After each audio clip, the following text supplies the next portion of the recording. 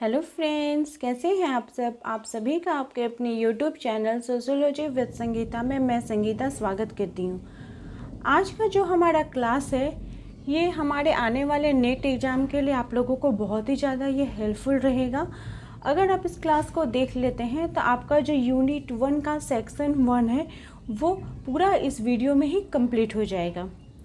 क्योंकि हम लोग देखते हैं कि जब नेट का सिलेबस आप डाउनलोड कीजिएगा, आप गूगल में जाकर इसे डाउनलोड कर सकते हैं। तो इसमें यूनिट 1 में जो समाजशास्त्रीय सिद्धांत है उसके अंतर्गत हम लोगों को जो सेक्शन 1 है उसमें शास्त्रीय समाजशास्त्रीय परंपराएं पढ़ना है। और इसके अंतर्गत हम लोगों को 3 समाजशास्त्रियों के बारे में पढ़ना है, इमानुएल दुर्कheim जी, मैक्स वेबर जी और कार्ल मार्क्स जी।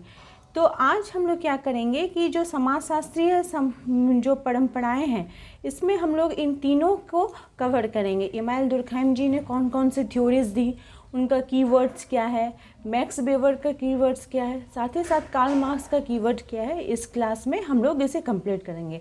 अगर आपको ये क्लास हेल्पफुल लगे तो प्लीज़ इसे लाइक करें, अपने दोस्तों से ज़्यादा शेयर करें तथा मेरे चैनल पर नए हो तो प्लीज़ सब्सक्राइब करें।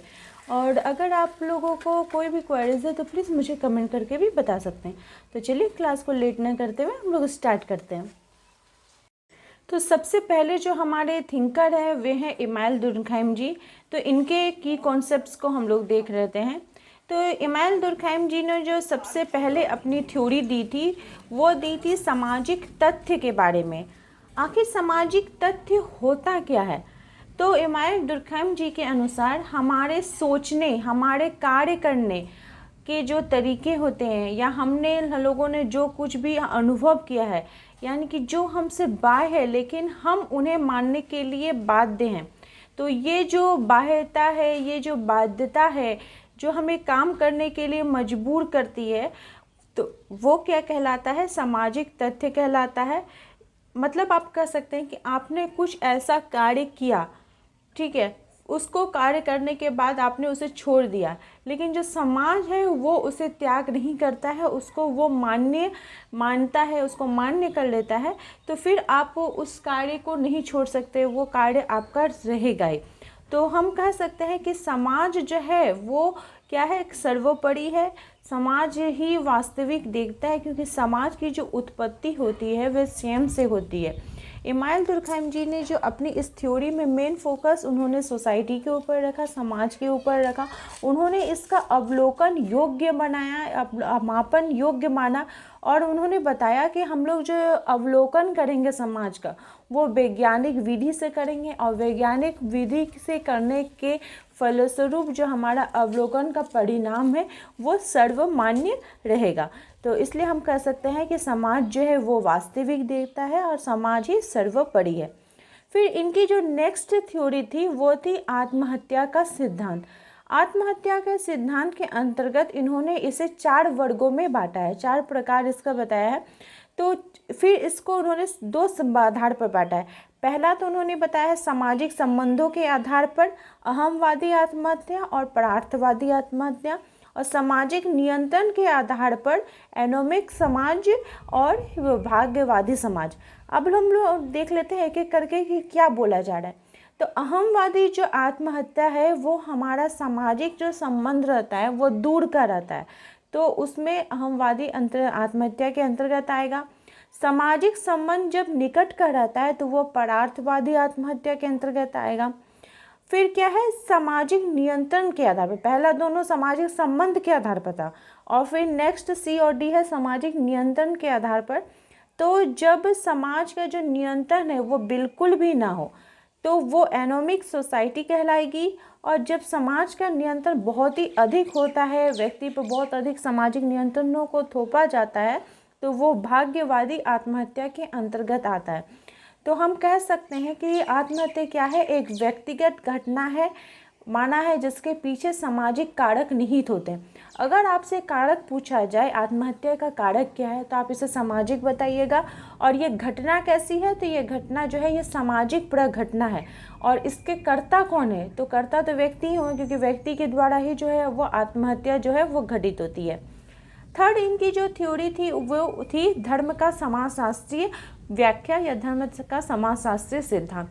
इसके अंतर्गत उन्होंने धर्म को दो भागों में बांटा है, पवित्र और अपवित्र। पवित्र में उन्होंने इस टोटम को रखा है और अपवित्र में इन्होंने प्रोफेन को या टेबू को रखा है। इमानुएल दुर्कheim जी के अनुसार पवित्र और अपवित्र से मिलकर ही समाज का निर्माण होता है। टोटम के अंतर्गत उन्होंने संस्कृति और भौतिक तत्व, सामूहिक चेतना उसको माना है और माना है कि जब समाज इन सभी को सही मानता है, जैसे कि मान लीजिए कोई वृक्ष हो गया तो वृक्ष को पूजा करते हैं, ठीक है, और उसको क्या करता है, पूरा समाज के लोग उसे पूजा कर रहे हैं। जैसे बड़ का पेड़, तुलसी का पेड़, हम लोग क्या करते हैं, सब कोई हर एक के घर में रहता है, हर एक कोई उसे पूजा करते हैं, तो समाज उसको मान्यता देता है, वो समाज का एक रूप हो जाएगा, तो वो हमारा क्या हो जाएगा, टोटम के अंतर्गत आ जाएगा। और टेबू मतलब होता है समाज निषेध, यानी भौतिकवादी तत्व होता है जो समाज मना करता है कि ये काम मत करो, तो वो किसके अंतर्गत आ जाता है, तो वो टैबू के अंतर्गत आ जाता है। फिर उन्होंने फोर्थ जो अपनी व्याख्या दी है वो दी है समाज में श्रम विभाजन। उन्होंने समाज में बोला है कि जितने भी समाज हैं उन सभी में क्या है कि श्रम विभाजन जो है वो मौजूद है। तो इसका परिणाम क्या होगा, तो इसका परिणाम ये होगा कि इसमें विशेषीकरण आ जाएगा, अन्योन्याश्रयता का संबंध बढ़ जाएगा और श्रम विभाजन के माध्यम से व्यक्ति सुचारू रूप से काम करता है। मान लीजिए कि जैसे हम लोगों को कोई एक स्कूल चला रहा है, तो स्कूल में क्या होता है, हर सब्जेक्ट के अलग अलग टीचर रहते हैं, तो उससे क्या होता है कि जो जिस सब्जेक्ट में स्पेसिफाई है, मान लीजिए आप जैसे सोशियोलॉजी में स्पेसिफाई है तो आप सोशियोलॉजी पढ़ाए, कोई हिंदी में स्पेसिफाई है तो कोई हिंदी पढ़ाए, तो इससे क्या होता है, जो पढ़ाई की जो व्यवस्था है वो भी अच्छी रहती है और आपस में हम लोग को क्या होता है, इंटरकनेक्टेड भी होते हैं और सभी जितने भी हमें चाहिए, जितने भी सब्जेक्ट की हमें जानकारी चाहिए वो हमारा कंप्लीट हो जाता है, कोई किसी प्रकार का दिक्कत नहीं होता है। और फिर इन्होंने समाज में यांत्रिक समाज के बारे में बताया है, सावयवी समाज के बारे में बताया। यांत्रिक समाज को उन्होंने प्राचीन समाज माना है, सरल समाज माना है और सावयविक एकता को उन्होंने आधुनिक समाज माना है। फिर उन्होंने जो श्रम विभाजन का सिद्धांत दिया था, इसमें उन्होंने बॉडी पार्ट्स को भी उन्होंने एग्जाम्पल के रूप में बताया था कि कैसे जो हमारा शरीर है इसके हर एक अंग का एक अलग अलग कार्य करता है। मुंह का कार्य अलग है, आँख का कार्य अलग है, लेकिन सभी मिलके क्या करें, शरीर की रचना करें। तो उसी प्रकार से श्रम विभाजन के माध्यम से भी उसका जो परिणाम निकलेगा वो समाज को सुचारू रूप से चलाने का ही परिणाम इसके अंतर्गत निकलेगा। फिर उन्होंने धार्मिक अनुष्ठानों के प्रकारों की बात की है, सामूहिक प्रतिनिधानों को विज्ञान कहा है, सांख्यिकी के बारे में इन्होंने बात की है और साथ ही साथ उन्होंने प्रत्यक्षवाद के बारे में बताया।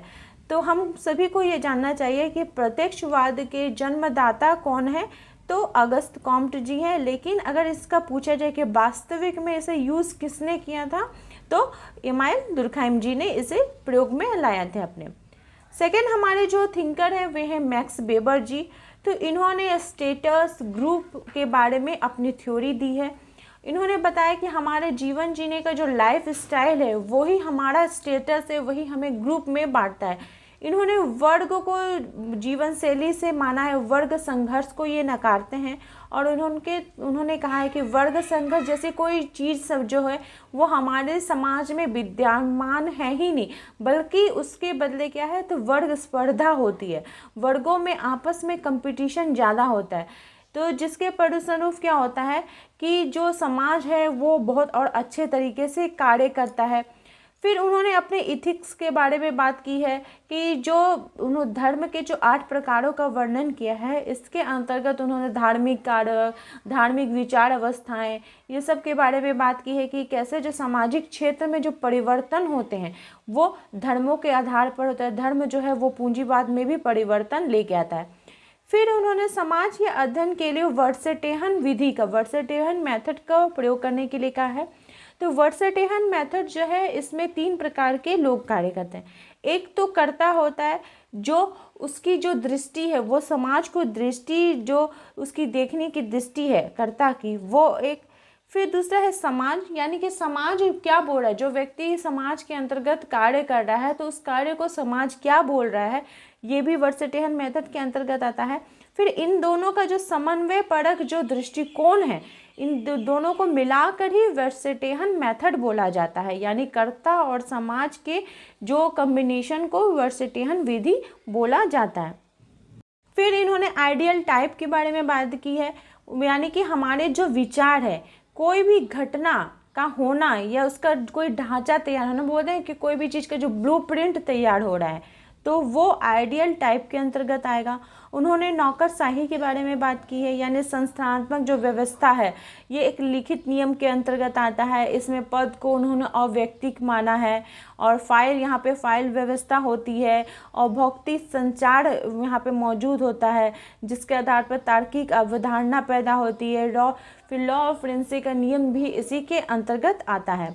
फिर मैक्स वेबर जी ने शक्ति के 4 प्रकार बताए हैं। वे 4 प्रकार कौन कौन से हैं? परंपरागत, वैधानिक, वैधानिक को तार्किक भी बोला जाता है, चमत्कारिक और दमनात्मक।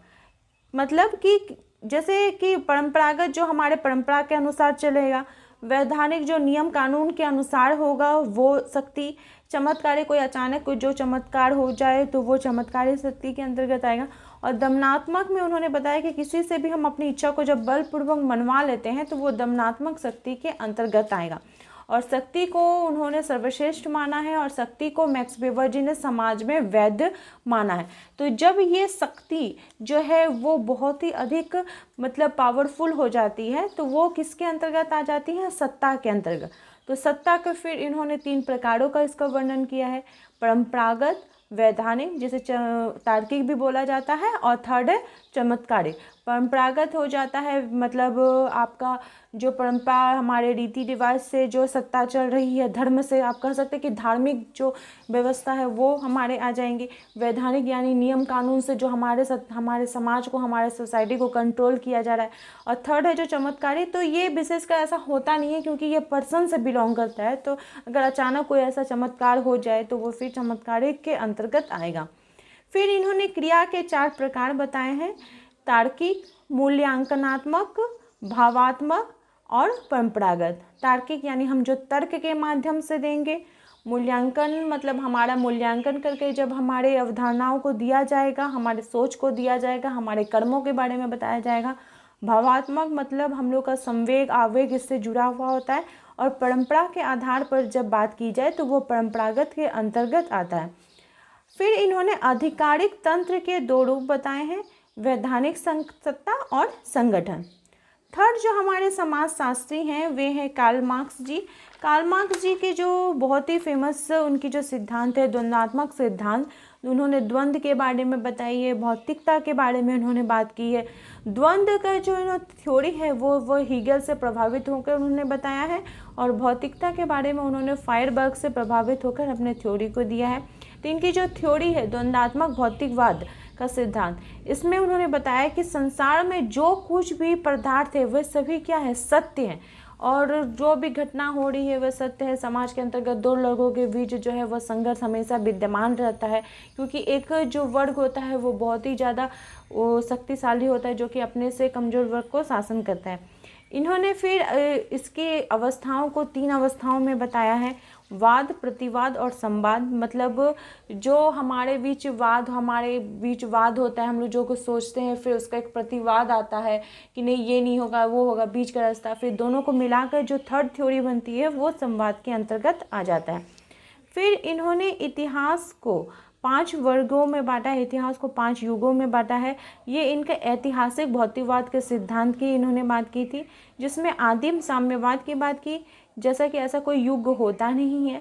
सेकंड इन्होंने दासत्व युग के बारे में बात की, इसमें उन्होंने अर्धदास किसान को बोला है जिनके पास भूमि होती है वे स्वामी वर्ग के अंतर्गत आते हैं।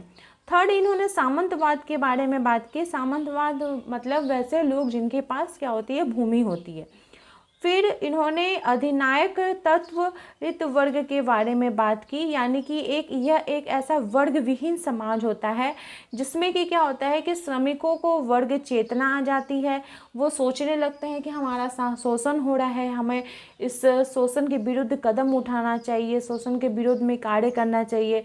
क्योंकि स्वयं वर्ग में क्या होती है, चेतना आने के कारण क्या होती है, उनमें क्रांति भी विद्यमान हो जाती है। पूंजीपति वर्ग, फिर जो हमारा फिफ्थ है वो पूंजीपति वर्ग है, पूंजीवाद है। इसमें उन्होंने 2 प्रकार के वर्गों का वर्णन किया है, बुजुर्गा वर्ग और सर्वहारा वर्ग। तो जितने भी शक्तिशाली वर्ग आएंगे, जितने भी पूंजीपति वर्ग आएंगे, वे बुजुर्गा वर्ग के अंतर्गत आ जाएंगे, और यानी कि शोषक वर्ग, और जो शोषित हो रहा है वो किसके अंतर्गत आ जाएगा, सर्वहारा के अंतर्गत आ जाएगा। तो इसमें पूंजीपति वर्ग में उन्होंने बताया कि जैसे आप कह सकते हैं मिथ्या चेतना, ये चेतना क्या होती है। तो जो पूंजीपति वर्ग के लोग होते हैं, यानी जो बुजुर्गा वर्ग के लोग होते हैं, वे जो सर्वहारा वर्ग है उनका शोषण करते हैं। पूंजी के हिसाब से शोषण करते हैं, यानी कि जो फसल में या जो कृषि में जो लाभ होता है वो लाभ वो स्वयं रख लेते हैं बुजुर्गा वर्ग, लेकिन जो सर्वहारा वर्ग है उसको कोई लाभ नहीं देते, क्योंकि लाभ पे तो अधिकार उनका होना चाहिए, क्योंकि खेत में तो उन्होंने काम किया है, लेकिन फिर भी उनको कोई लाभ नहीं दिया जाता है। तो उनकी जो मिथ्या चेतना है वो जागरूक होती है। तो उसके बाद फिर क्रांति होती है। फिर धर्म के आधार पर उन्होंने श्रमिकों को वर्ग में बांटा है, जिसमें बताया है कि श्रमिक जो है वो धार्मिक एक कुंठा के रूप में आ जाते हैं। वो बोलते हैं कि हमारा तो समाज में स्थान अच्छा नहीं है, क्योंकि उत्पादन की जो प्रणाली है वो हमारे लिए सही नहीं है, उत्पादन की जो वस्तुएं हैं हम सही प्रकार से इसको प्रयोग नहीं कर पा रहे। ये आपका पूंजीपति वर्ग के अंतर्गत उन्होंने बुजुर्गा वर्ग और सर्वहारा वर्ग के बारे में बताया। तो यही थी आज के तीनों थिंकर्स की कॉन्सेप्ट्स। आप लोगों को क्लास अच्छे प्रकार से रिवीजन हो गई होगी, आप लोग अच्छे प्रकार से इसे समझ गए होंगे। अगर आपको आज की क्लास हेल्पफुल लगी तो प्लीज़ आप अपने दोस्तों से इसे ज़्यादा से शेयर करें, तथा मेरे चैनल पर नए हो तो प्लीज़ सब्सक्राइब करें। मेरे चैनल के साथ बने रहने के लिए आप सभी का थैंक यू।